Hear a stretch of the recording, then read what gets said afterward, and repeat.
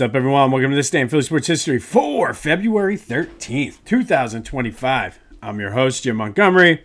Welcome to a Thursday edition of the podcast, a Super Bowl Parade Eve edition of the podcast. Speaking of, some quick programming notes. Tomorrow's episode is already recorded and ready to be posted. It worked out well that the Sixers are heading into the All-Star break as well as the Flyers being on the Four Nations break. So not a lot going on in Philly sports other than the parade. So if anything happens to break with the Sixers, or any of the teams actually, we'll get to that on Saturday. But it should be a very low-key kind of day as we focus on the parade. We'll be going down, not sure exactly where yet. I'm shooting for somewhere around Broad and Walnut, so be sure to check me out if you're going to be down there in that area. Got my microphones, gonna have some fun with it. I don't know how it's going to work out, if it's going to work out, but we're certainly going to try and have some fun. So come over, have a beer, whatever. I know everybody's saying, watch your drinking because of the bathrooms, but we're two-time defending Super Bowl champions. I think we'll figure it out. Or maybe not defending, two-time Super Bowl champions. We'll figure it out. But yeah, be sure to hit me up. Best way to stay in the loop is through my social media, Jimbo_Mont on Twitter and TikTok, at Philly Jimbo on Instagram. Subscribe to the YouTube channel, Jimbo_Mont. Continue to spread the word. Let's grow this thing and outsmart the algorithm. Be sure to check out my friends at the On Pattison newsletter. Great Philly sports coverage, especially with the Phillies coming up. They do a phenomenal job with Phillies. So go check them out, subscribe, get it delivered right to your inbox, and you might even see us featured in there. All right, let's start with a recap of yesterday's question of the day. I asked you, who is the current face of Philly sports? Is it Bryce Harper or is it Jalen Hurts? 82% of you said it was Jalen Hurts, and I cannot disagree. This is and always probably will be an Eagles town. So the fact that the quarterback is the MVP of the Super Bowl, that to me gives him the nod. Joe from Drescher agreed. 2 Super Bowl appearances, 1 win, 1 MVP. Jalen Hurts is the face of Philly sports. Big 40 on TikTok checked in, said right now Jalen is trending toward being the face of the sports, but for right now it's Bryce from April to October and Jalen from November to March. Hard to argue with that logic either. But as always, thanks for participating in the question of the day. We'll have another one later in the show. But Jalen Hurts, the face of Philly sports, and I'm really looking forward to it. I want him to just kind of let his hair down, let loose a little bit tomorrow. Maybe similar to what Tom Brady did when he almost lost the Super Bowl trophy in Tampa Bay, when he threw it across the boats. But we'll see. I don't know if he's going to do that or not. But, man, would that be some fun. All right, and going back to yesterday's, TikTok did restore my videos, so I was able to check the numbers. And on TikTok, it was split 50-50 on who was going, who was staying at home for the parade. So it didn't really change the numbers that much. But thanks a lot for that, TikTok. All right, some Eagles news, and the haters are already starting to come out. First, we have Mr. Dak Prescott, who basically was being Dak Prescott, seems to be under the impression that the Dallas Cowboys are very close to the Eagles. We compete them, and we beat them a lot of the times when we play them. Now, Dak does have good career numbers versus the Eagles from a win-loss perspective. I think he's like 9-4 in his career. Some of those were against Carson Wentz. Some of those were early on in Jalen Hurts' career. One of them was against Gardner Minshew. So if you want to hang your hat on that, go ahead. But let's break down the numbers a little bit, and let's see how close those Dallas Cowboys are. So Dak is 3-1 all-time versus Jalen. However, 2 of those wins came in Jalen's first year as a starter, one of them before Nick Sirianni's flower speech. So it was sort of like that team was trying to figure it all out basically that entire year. So Dak, if you want to hang your hat on that, be my guest, but since you've been the quarterback of the Dallas Cowboys, the Eagles have 2 Super Bowl wins. That's all you need to know. You're not close. Your owner is a complete and total idiot, a dumpster fire that just continues to burn.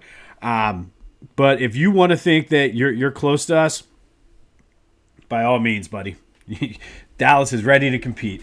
I think at this point you need to be more worried about getting ahead of the Giants. And then way ahead of you guys are the Washington Commanders. So if you think you're ready to compete, go ahead. Kudos to you. Good job. The other hater, or the next hater, I should say, is Amon-Ra. Can never say his name. He was on my fantasy team too. Amon-Ra St. Brown from the Detroit Lions, who is really looking forward to the NFL scheduling the Lions and Eagles on opening Thursday night.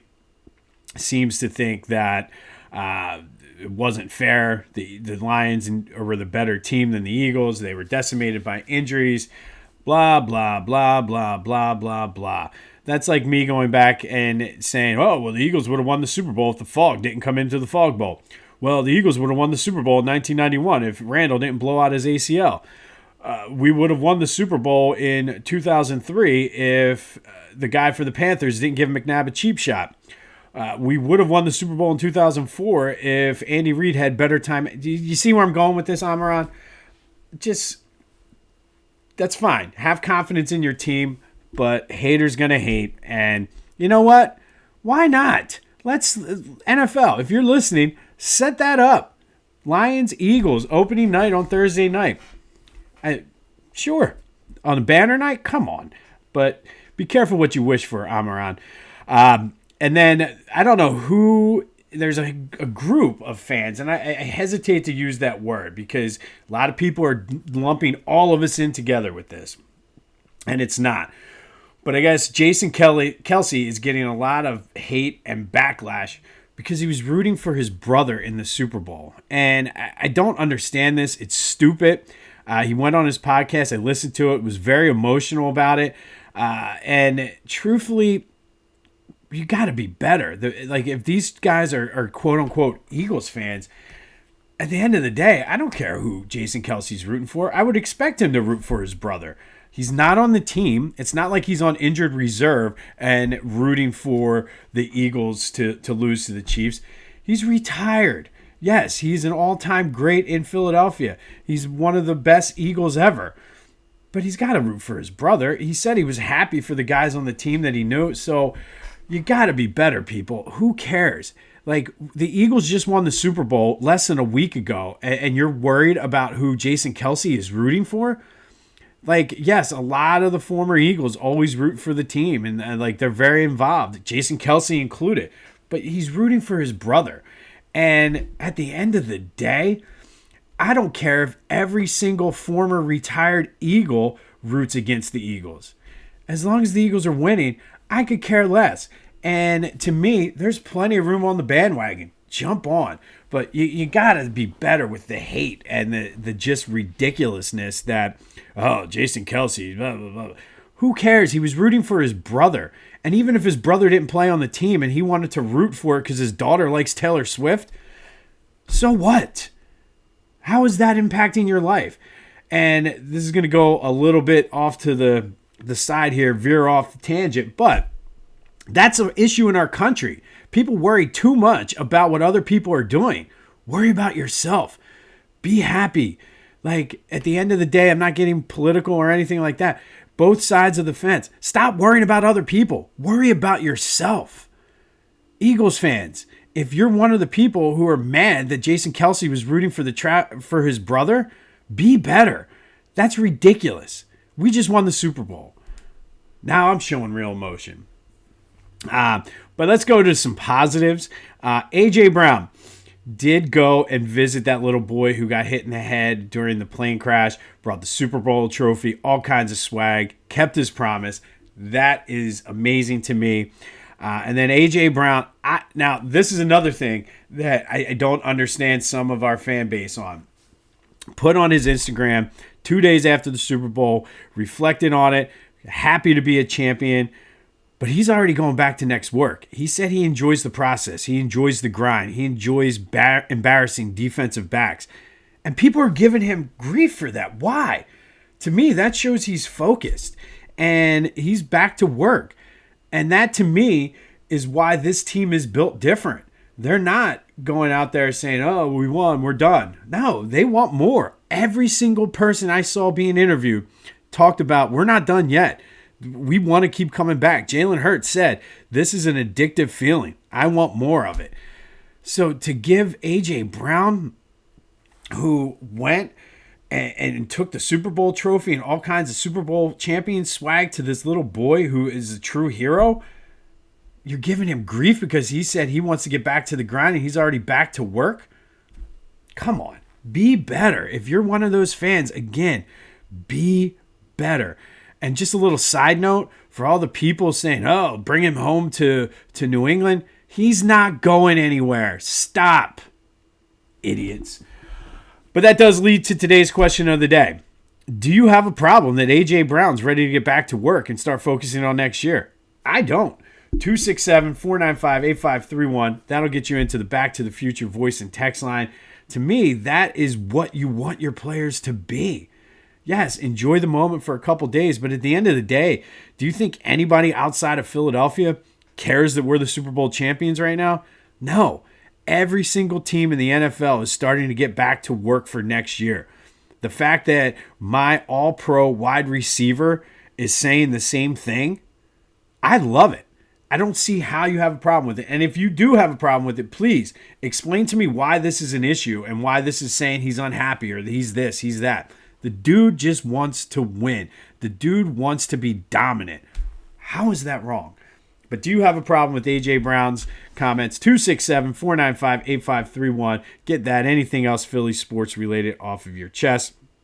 It does look like the Eagles are starting their offensive coordinator search. I kind of like the idea of bringing in Kevin Patula, who is already familiar with the team, and allowing them to just kind of keep some familiarity and things like that. But we'll see as the days come, because right now it's all about focusing on that parade. And then final Eagles note for today. Everybody else is doing this. People are calling out Nick Wright and all the people that hated on the Eagles all year. So I decided on August 31st, I did my Eagles prediction episode. And I rewatched it and kind of want to highlight some of my predictions and picks for the year. I did say they were going to get off to a slow start. And you can go back and listen in the archives. August 31st, this was. But I did say slow start. Those first 4 games are going to be tough. It was going to be an adjustment period, having 2 new coordinators. I did say I'd be happy with 2-2, which the Eagles were. I would not have been surprised if they were 1-3, which was also a very real possibility. That those games were tough. I did say during the bye week, everybody was like, oh, you got week 5 bye. That's not good. The fact of the matter is that was a blessing in disguise. And I thought that. I said, if you can take anything out of this, it's going to give Vic Fangio and Kellen Moore time to sort of evaluate what they have and make the necessary adjustments moving forward. And they sure did. And mainly on defense, look at both sides of the ball. Look at what they did after the bye. They lost 1 game. And that game was a game that Jalen Hurts got knocked out after 5 plays. And they still almost won that game. So just an incredible, incredible job. And going back to my predictions, I said, I was like, I see this being a different team out of the bye week. I was worried about the ghost of 2023, but Nick Sirianni did a great job keeping this ship afloat, keeping it where it needed to go, getting these guys motivated. So kudos to Nick Sirianni for that. My final prediction, I did say they're about a 10 or 11 win team. I went 11-6. They would win the division, go 4-2 in the division. They ended up going 5-1 within the division, and obviously blew my 11-6 prediction out of the water. I did say they would probably win 1 playoff game, maybe 2, but they weren't Super Bowl contenders yet. And I said next year, to me, was going to be the Super Bowl year. So the fact that they overexceeded those expectations, won the Super Bowl this year, I really do firmly believe. I was looking ahead to next year as the year that we saw this year. And now that they got that taste, who knows what's going to happen. But those were my predictions for the Eagles. Going around the NFC, I said the Cowboys are a dumpster fire waiting to be ignited. That came to fruition. I said the Giants are just terrible. That came to fruition. I was wrong with Washington, though. I said Washington's going to be sneaky good. I said they're going to be better near the end of the season, but they weren't ready for prime time. Jaden Daniels is the real deal. They certainly were ready to be on the stage at prime time, but they weren't quite ready for prime time. So I'm going to give myself a half a point for that one. I said Jalen's going to have a breakout year during the regular season. Numbers-wise, didn't really do that, but the dude won the Super Bowl, won the MVP, and in my mind, certified himself as a top 5 quarterback in this league. Around the rest of the NFC, I didn't believe in Detroit, and that seemed to come to fruition. Yes, injuries hurt them, but hey, sometimes it's better to be lucky and good. I said the Rams would be good, and then I said there was going to be a surprise team in the NFC. Was it going to be the Bears or the Seahawks? Turned out to be the Washington Commanders.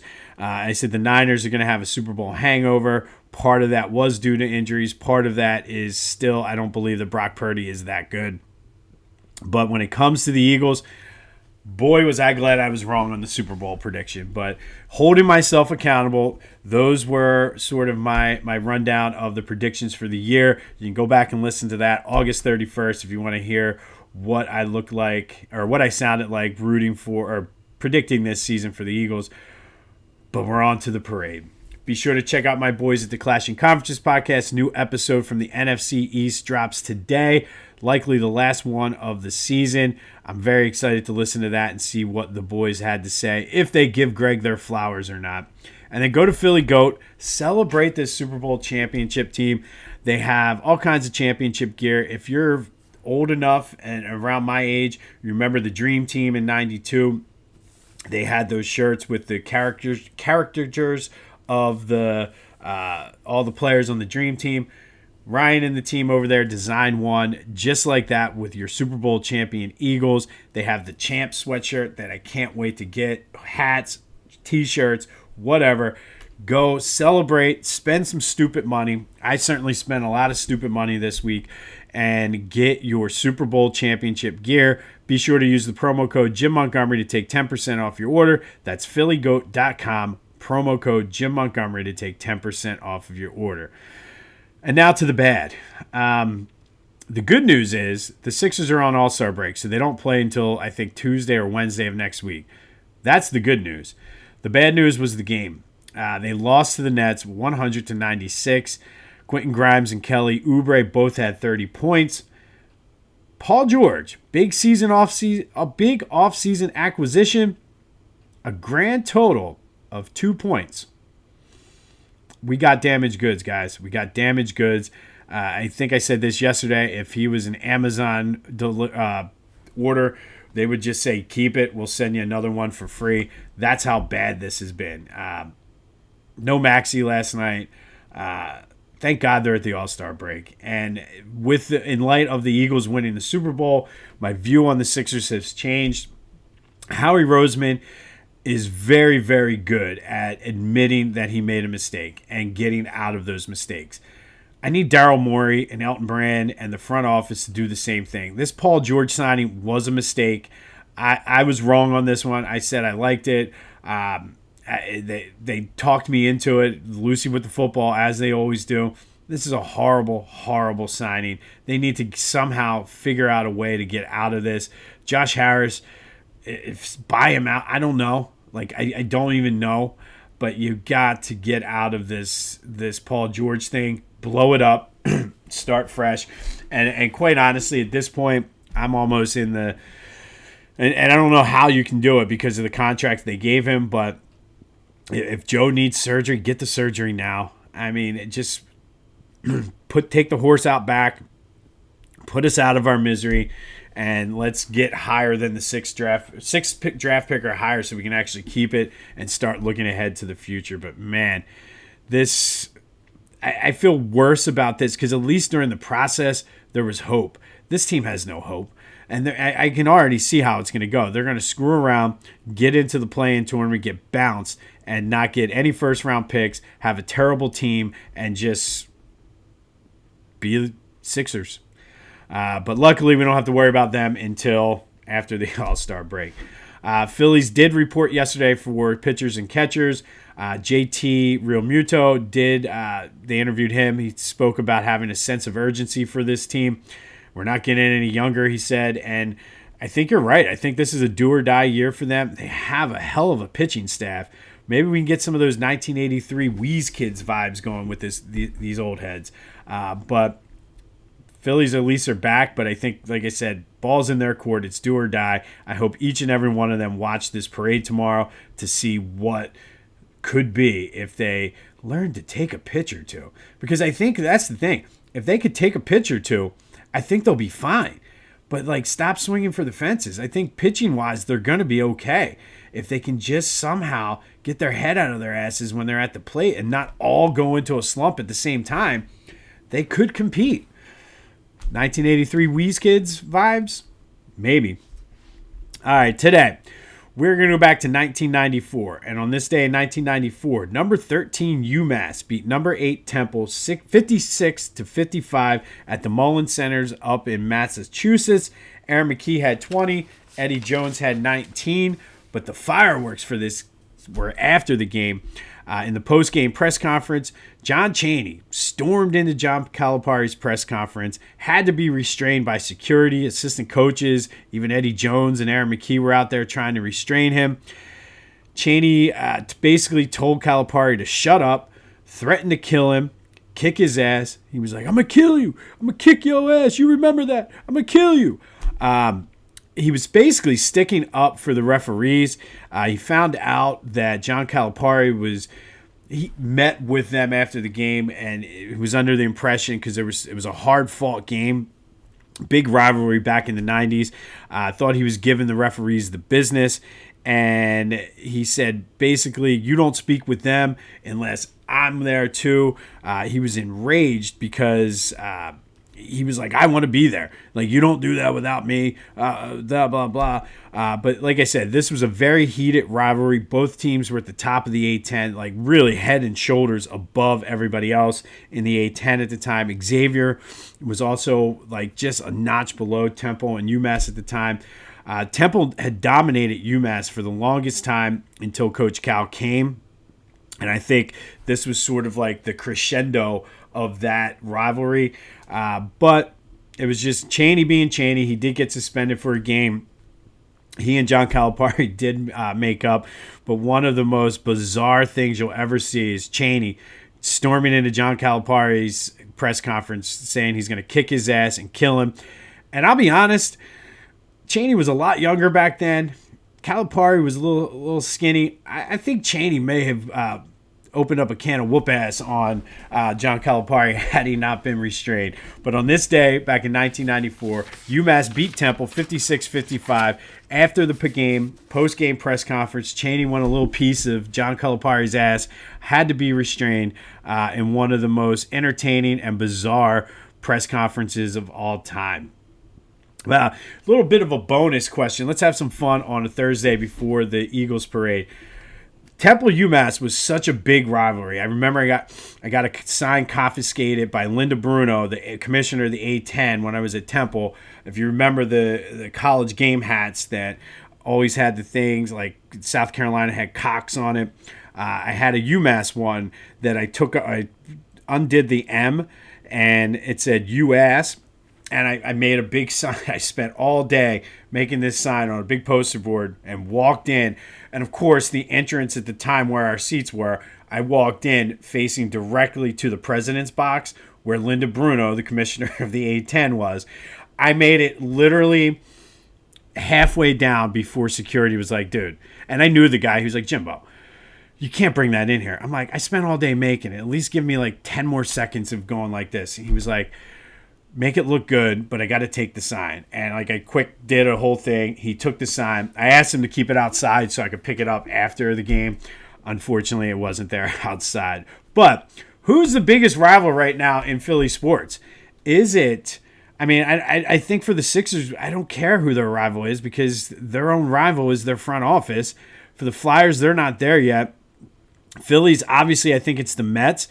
But who the Eagles' biggest rival right now, I would say, has to be the Commanders. Maybe the Chiefs. I don't know. What do you think? Give me a little bit bonus on who's the biggest rival, most hated rival right now in Philly sports. I mean, I still hate UMass from back in those days. They're not even in the same conference anymore. I still hate UMass, and I really wish that John Chaney would have kicked John Calipari's ass. All right, finally today, our Black History legacy maker with Philly ties are the Tribune girls. They were an all-black women's basketball team that were sponsored by the Philadelphia Tribune, which was an all-black newspaper, which is still around today. They were led by future Hall of Famer Amon-Ra Washington. They won 11 straight women's colored basketball world championships in the 30s and 40s. They were known for their snappy playing and sharp shooting.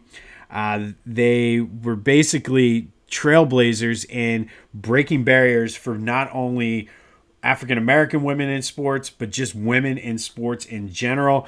The fight for women's rights, they were started right after the suffrage movement and the 19th Amendment was passed. So they were big in bringing attention to women's rights and the fact that women can play basketball. Because they were sponsored by the Tribune and they were so good and Amon-Ra Washington was so dominant, they were able to get some sustained media attention, which really helped make them famous, as well as move the progress forward for, not, like I said, not only African American women, but all women in general, and really showing. And it coincided with the World War I and World War II eras, where while all the men were all fighting in the wars, the women were the ones that were back home taking care of working in the factories and everything like this. So the Tribune girls, while yes, it was for sport, were really instrumental in helping the women's rights movement and showing that women, and they were good. They were absolutely dominant. Amon-Ra Washington is one of the greatest players ever. And she was like a tennis player and basketball. Like, she could do it all. But the Tribune girls, eventually during World War II, I think a lot of that had to do with the fact that women had to go work in the factories. They started to fold, but their legacy and their impact on the African American civil rights movement, the women's rights movement, was just paramount in helping push the narrative that, hey, women are good too. And they were a very, very entertaining team. So today we salute the Tribune girls, one of the first all-black women basketball teams who were just absolutely dominant and helped, due to the sustained media attention they had specifically from the Philadelphia Tribune, really were able to help move forward the women's rights as well as the civil rights movement during the 30s and 40s. So shout out to you girls. Hell of a team, hell of a legacy, and right here in our city of Philadelphia. Be sure to let me know the biggest rival that you think right now in Philly.